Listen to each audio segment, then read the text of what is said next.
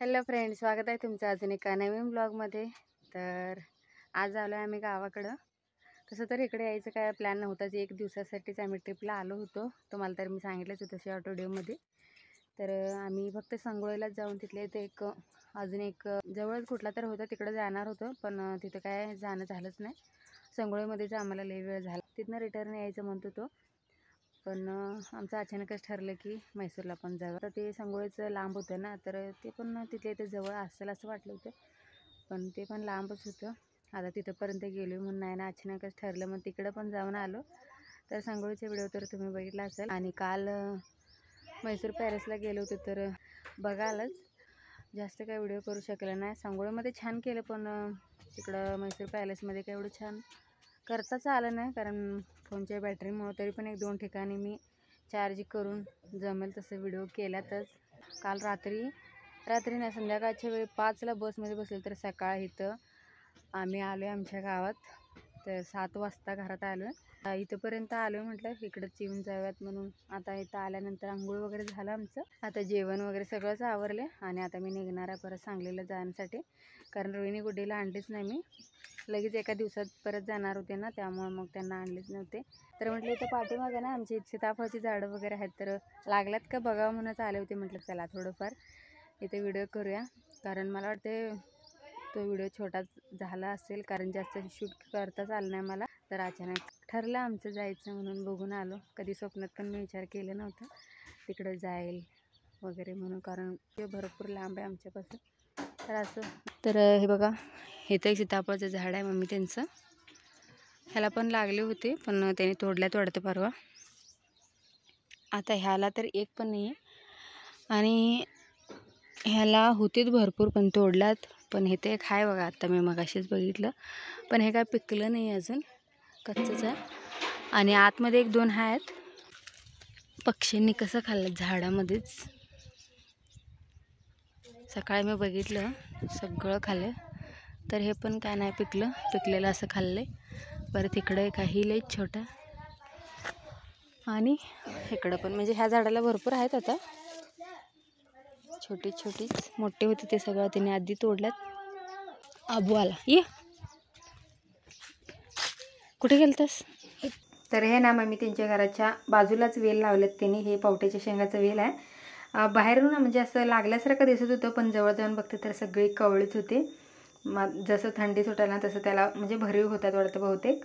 आणि ही आबोलीची रोपं पण भरपूर आले होते, आणि आमच्यात सगळ्या प्रकारचे झाडं आहेत, आबोलीचीच कमी होते, म्हटलं चला ते पण घेऊयात। तर 1 2 3च घेतले, जास्त काय नाही। आणि मग आम्ही निघालो गावी। आणि ही जी व्हिडिओ बघताय ना, आम्ही मैसूरला पोचलो त्या दिवशीचा व्हिडिओ आहे। ह्याच्या अगोदर जर तुम्ही बघितला असेल, आम्ही पार्कमध्ये, रॉक पार्कमध्ये वगैरे फिरलेलं, तर त्याच्यानंतरच हे व्हिडिओ आहे। फोनमध्ये जास्त चार्जिंग नसल्यामुळे मी डायरेक्ट इथंच येऊन व्हिडिओ केले, आठवण असावी म्हणून। तर आम्ही ना कित्तूरमध्ये संध्याकाळी 7 वाजता एस टीमध्ये बसलेलो, दुसऱ्या दिवशी सकाळी 8:30ला इथं रीच झालो येऊन मैसूरमध्ये। आणि इतकी धगधग झाली ना आमची एस टीमध्ये, काय सांगायलाच नको, कारण लांबचा प्रवासला ना रिझर्वेशन करावं लागतं, आणि आमचं काय ठरलं पण नव्हतं आम्ही जाईल म्हणून, म्हणजे जायचं आहे म्हणून अचानकच जाऊया म्हणून ठरवलं। तर सीट वगैरे मिळत नाही लवकर, गर्दी भरपूर होती, आणि इथं बहुतेक ना दसऱ्याच्या टायमाला गर्दी असतेच असं इथं आल्यानंतर आम्हाला काही जणांनी सांगितलं, इथं ह्यावेळेस गर्दी भरपूर असते त्यामुळं। आणि मग आता आलो म्हटल्यानंतर काय करताच येत नाही, पर्यायच नाही। आलो, थोडंसं फ्रेश वगैरे झालो, चहा वगैरे पेलो, त्याच्यानंतर 11 वाजता इथं वरती देवीपाशी आलो, चामुंडेश्वरी देवी म्हणजे बेट्टापाशी आलो। त्याच्यानंतर नाही तर आलेल्या फॉरेनची लोक काय दिसली मला, मी तर भारतात मी तसं तर लांब कुठं आत्तापर्यंत गेलीच नव्हते, मला वाटतं मी पहिल्यांदाच असं एवढं लांब आले। तर तिथं मला काय फॉरेनचे लोक दिसलं, तर बघून अजिबात वाटत होतं, थोडंसं त्यांचं पण क्लिप घेतलं मी। आणि आज नेमकीच ना पौर्णिमा होती, तर देवीचं तेर येणार होतं, काय म्हणतात मला एवढं लक्षात नाही, पण आम्ही तर तेच म्हणतो।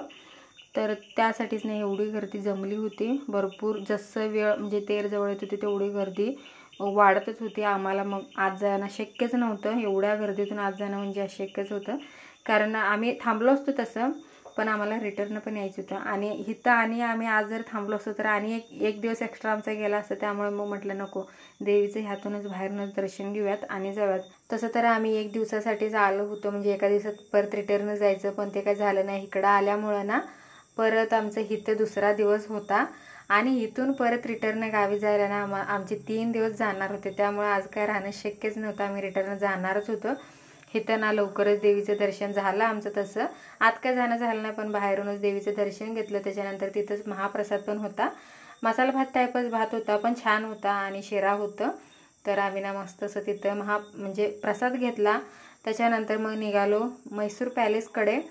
तिथे जाऊपर्यंत आम्हाला जवळजवळ दुपारच झाली होती आणि ऊन तर तिकडे इतकं भयानक आहे ना, काय सांगायलाच नको. तर फायनली आम्ही येऊन इथं पॅलेसच्या जवळ पोचलो होतो. पण इथं आल्यानंतर तर काय आम्हाला समजेनच झालं, कारण नवीन ठिकाण नवीन माणसं असलं ना की खरंच काय समजतच नाही. इथं आलो, हे पण गेट बंद होतं. त्याच्यानंतर दुसऱ्या आत्ता गेलो, ते पण बंद होतं. काय जण सांगितले की तिकडून जावा, तिथं आहे. तर तिथनं गेलो, तिथं होती एंट्री. मग तिथून आत गेलो, तिकीट वगैरे काढलं. त्याच्यानंतर थोडा वेळ आम्ही तिथं आत गेल्यावरती आराम केलं, कारण सकाळपासून आमचं फिरणं चालू होतं. पहिल्यांदा तिकडे डोंगरावरती देवीला गेलो होतो, तिथनं परत आलो. इथून थोड्या वेळ आम्हाला चालावं लागलं, त्यामुळे ना धगधग झाली होती आणि ऊन तर भयानकच होतं. त्यामुळे मग थोडा वेळ आराम करणं गरजेचंच होतं. तर इथं आराम केलं. म्हटलं चला आता जायलाच पाहिजे, कारण आम्हाला अजून आतमध्ये फिरून बाहेर यायला किती वाजतात माहीत नव्हतं. आणि त्याच्यानंतर आम्हाला परत लगेच रिटर्न पण जायचं होतं. त्यामुळे त्याच्यानंतर इथं गेल्यावरती ना आमचं काय झालं ते सुद्धा तुम्ही पुढे बघून घ्या.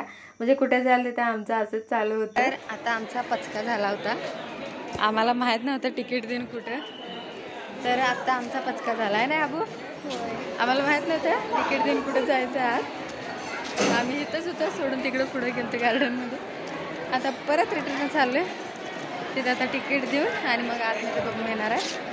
तर इथं बघा एवढी गर्दी आहे, भयानक गर्दी आहे. चला आजी तुम्ही जाते इकडे. तर आमचा अवतार तरी इतकं बेकार झालं नाही की काय सांगायचं काम नाही. मला काय वाटतंय माहिती का, ह्यात मला वाटतंय की ह्या आपण चायनाच्या महलमध्येच आलोय काय. तर आता जातो आम्ही आत.